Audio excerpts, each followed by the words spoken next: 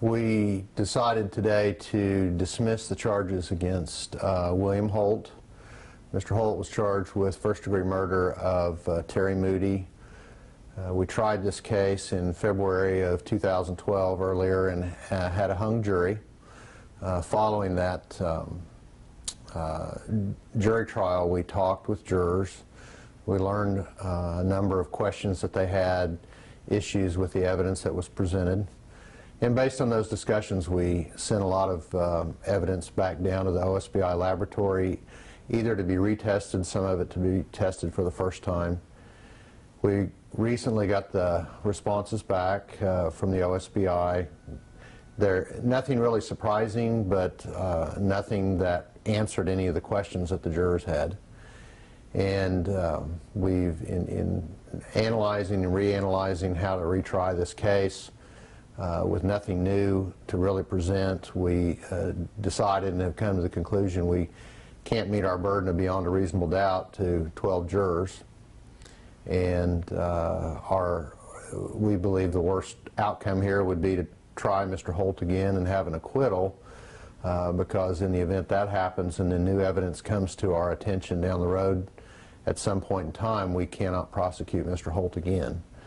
So we made the decision at this point to dismiss the case. Mr. Holt's been released from jail this morning, and we will keep our eyes and ears open in the future, and if any new developments come about, the state's able to file first-degree murder charges again because there is no statute of limitations.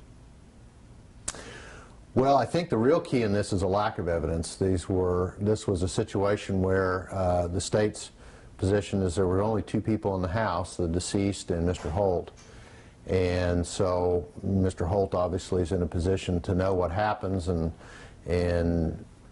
whatever he tells us, that's the only information we have aside from what the evidence shows. And the other bad part about this is that there's just a surprising lack of evidence of what happened on that day in that house.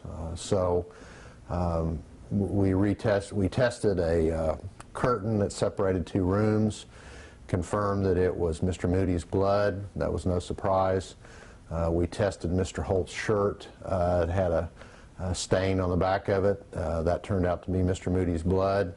That was no surprise. But again, it didn't really answer the questions that Mr. Holt's statement. He claims another person came in the house and committed this crime.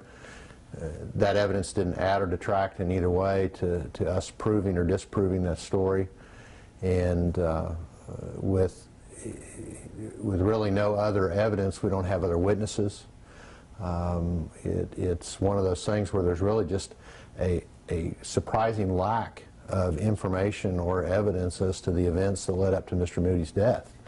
The only thing that's 100% clear is that Mr. Moody was murdered.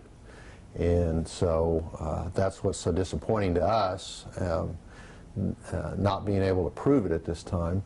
But again, we don't want to foreclose in the future the opportunity to maybe have another shot at it.